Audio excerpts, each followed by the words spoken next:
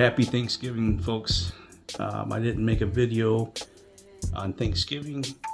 I was busy coming back from Chicago and didn't really do an updated video for you guys, but I want to do one real quick for you guys. I'm going to be getting back into this channel a little bit more, talking about the do's and don'ts and different things about box truck driving. I work for a small company out of Southwest Michigan, and I just started with them in July. I've worked for a few produce companies in the past where I drove box trucks, worked on BOLs, different other things. There's a lot of things you need to know if you get into this financially. If you can afford to get your own box truck, the payout will be a little bit more, but if you're working for a contractor, which that's who I'm working for, it breaks down. If you do about 3,000 miles a week, you can expect to be receiving anywhere between $1,200 to $1,400 in compensation. So the whole thing about box truck driving is if the wheels aren't moving, you're not making any money, and that's has a lot to do with a lot of businesses. Even if you get a CDL and you're driving for a company, most likely they're going to pay you by the mile. You know, you really don't get paid a salary or anything like that when you're working for transportation companies, especially when you're driving. So just want to talk about that a little bit. I have probably about 3 years of commercial driving experience now under my belt. I have a lot of local driving experience. I drove for FedEx Ground for 5 years, drove for Express for about 6 months, drove for a few other companies, Airborne Express back in the day, if you remember that name.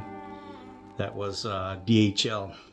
That's what they used to be called before they were bought out by, they were Airborne Express, and then they were bought out by DHL and took over. So that was around back in 2001 when DHL bought them out. So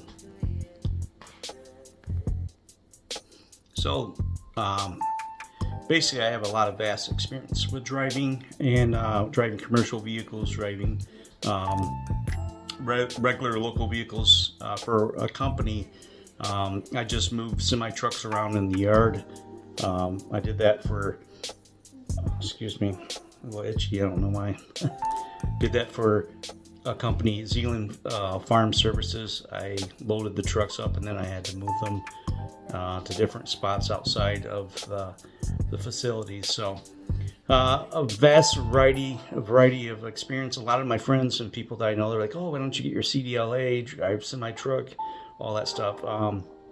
I've never really wanted to drive anything that big. A box truck is about as much as I want to drive because it's fun maneuvering a box truck at times itself. And one thing about this job is the market does play into how long you'll be out. Some companies you work for, they expect you to be out for 3 weeks on, and you get a week off. The company I work for, we try to get loads and set everything up where I'm coming home by Friday evening, Saturday morning at the latest.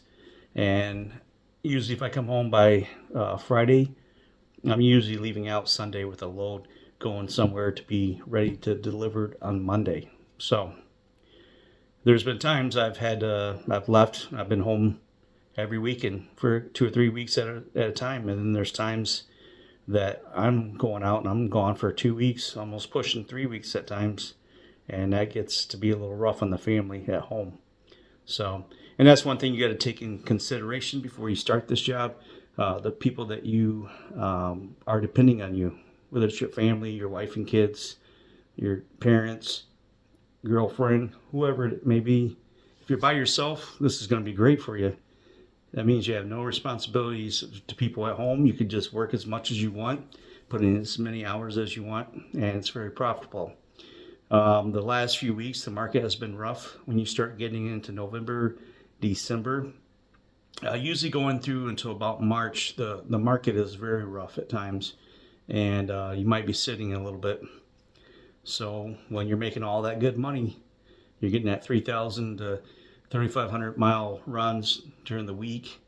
You know, back in the summer months and spring, you need to stack that money up. You need to put some money back in your account, because there's times in the wintertime it gets a little slow, and you might go out and only do 2 or 3 loads a week compared to doing anywhere between 5 to 7. So, and the longer runs is where you make your money. If you are doing a run over 1,000, between 8 to 1,000 miles, that's a very good payout, especially if you're getting paid by the miles. You don't want to get stuck on these small little runs where you're doing 150 miles or you're doing 300 miles. You would have to do at least 2 or 3 of those a day just to pay out mileage worth your while. But I prefer to do the longer runs.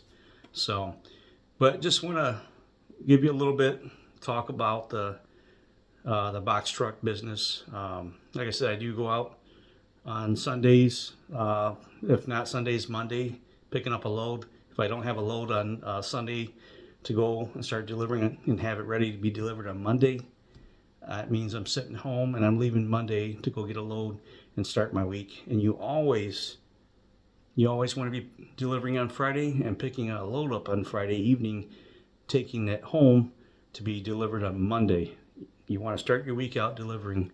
You don't want to have to be going and getting a load and taking it somewhere and delivering your first load on Tuesday. You will be financially behind the 8 ball, and that's not a good way to start your week. So, but I hope you guys all have enjoyed this little bit of me ranting and going on about this business for the last almost 7 minutes. So God bless you all, and take care.